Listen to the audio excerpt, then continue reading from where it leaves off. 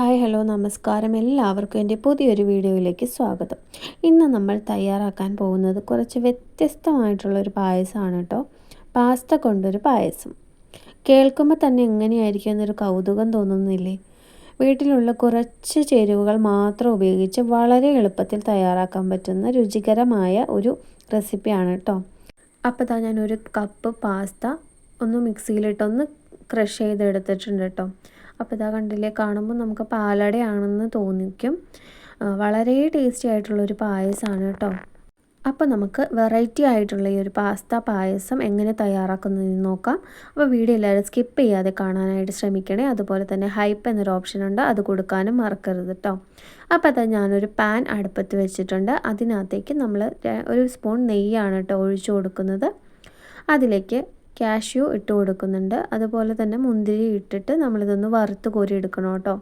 അപ്പോൾ കാഷ്യൂ ഒന്ന് ബ്രൗൺ കളറൊക്കെ ആയിട്ട് വരുമ്പോഴത്തേക്കും അതിലേക്ക് ഞാൻ മുന്തിരി ഇട്ട് കൊടുക്കുന്നുണ്ട്. മുന്തിരി ഒന്ന് വീർത്ത് വരുമ്പോഴത്തേക്കും നമുക്കത് കോരി മാറ്റാം. അതിന് ശേഷം ഞാൻ ഈ ഒരു നെയ്യിലേക്ക് തന്നെയാണ് കേട്ടോ പാലാണ് ഒഴിച്ചു കൊടുക്കുന്നത്. ഒരു കവർ പാലാണ് ഒഴിച്ചു കൊടുക്കുന്നത്. ഒരു കവർ പാലല്ല കേട്ടോ, 2 കവർ പാലാണ് ഒഴിച്ചു കൊടുക്കുന്നത്. അതായത് 1 ലിറ്റർ പാലിനുള്ള പായസമാണ് കേട്ടോ ഞാൻ തയ്യാറാക്കുന്നത്. അപ്പോൾ അത് ഞാൻ ആദ്യം 1 കവർ പാലാണ് ഒഴിച്ചത്. അതിനുശേഷം രണ്ടാമത്തെ പാക്കറ്റ് പാൽ ഒഴിച്ചത് ഇതിൽ കിട്ടിയിട്ടില്ല കേട്ടോ. അപ്പോൾ പാലൊക്കെ നല്ലപോലെ തിളച്ച് വന്നിട്ടുണ്ട്. ഇനി ഇതിലേക്ക് നമുക്ക് ക്രഷ് ചെയ്ത് വെച്ചിട്ടുള്ള പാസ്ത ഇട്ട് കൊടുക്കാം. ഇനി അത് നന്നായി അതിൽ കിടന്നൊന്ന് വെന്ത് വരട്ടെ.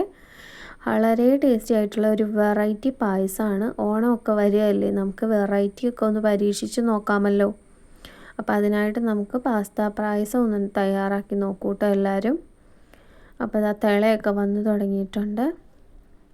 പാസ്ത വേവാനായിട്ട് അധിക സമയമൊന്നും വേണ്ട, പെട്ടെന്ന് തന്നെ വെന്ത് കിട്ടും കേട്ടോ. അപ്പോൾ ഇനി ഞാൻ ഇട്ട് കൊടുക്കാൻ പോകുന്നത് പഞ്ചസാരയാണ് കേട്ടോ. മധുരത്തിന് ആവശ്യമായിട്ടുള്ള പഞ്ചസാരയാണ് ഇട്ട് കൊടുക്കുന്നത്. 1/2 കപ്പോളം പഞ്ചസാര ഇട്ട് കൊടുക്കുന്നുണ്ട് കേട്ടോ. അപ്പോൾ പഞ്ചസാര നമ്മുടെ ആ ഒരു പാസ്തയിലൊക്കെ നല്ലപോലെ പിടിക്കാൻ വേണ്ടിയിട്ടാണ് കേട്ടോ നേരത്തെ പായസത്തിലേക്ക് ഞാൻ പഞ്ചസാര ചേർത്ത് കൊടുത്തിട്ടുള്ളത്. അപ്പോൾ നല്ലപോലെ തിളച്ച് വരുന്നുണ്ട്. പാസ്ത ഈ ഒരു പാലിൽ കിടന്ന് വീർത്ത് വരും കേട്ടോ. അപ്പോൾ നല്ലപോലെ പാസ്ത പായസമൊക്കെ റെഡിയായി സെറ്റായി വരുന്നുണ്ട്.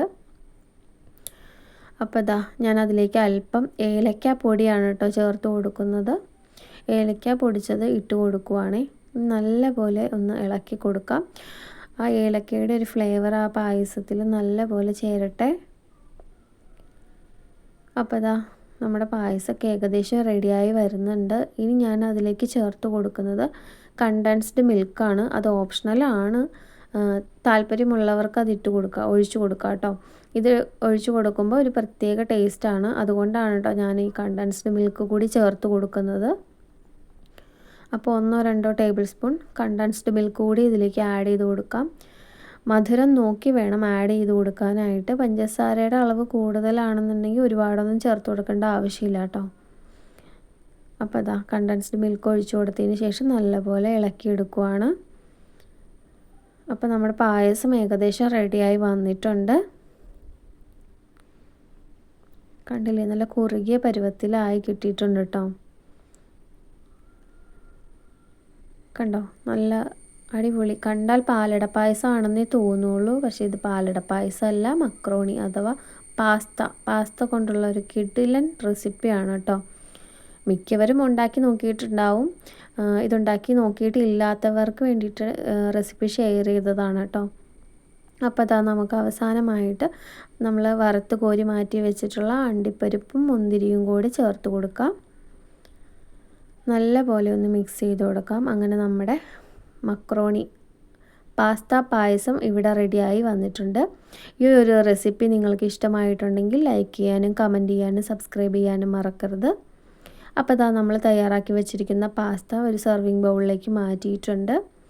അപ്പോൾ ഞാൻ ഈ ഒരു പാസ്ത പായസം ഡെക്കറേറ്റ് ചെയ്യുന്നതിനായിട്ട് കുറച്ച് കാഷ്യൂവും മുന്തിരിയും മാറ്റി വെച്ചിട്ടുണ്ടായിരുന്നു കേട്ടോ. അപ്പോൾ അത് ഞാനൊന്ന് പായസത്തിൽ ഇട്ട് കൊടുത്തൊന്ന് അലങ്കാരപ്പണികളൊന്ന് ചെയ്യുവാണ് കേട്ടോ, ഒരു ഭംഗിക്ക് വേണ്ടിയിട്ട്.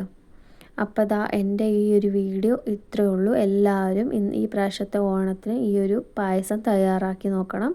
അടുത്ത വീഡിയോ ആയിട്ട് വീണ്ടും കാണാം. Tata bye bye, see U.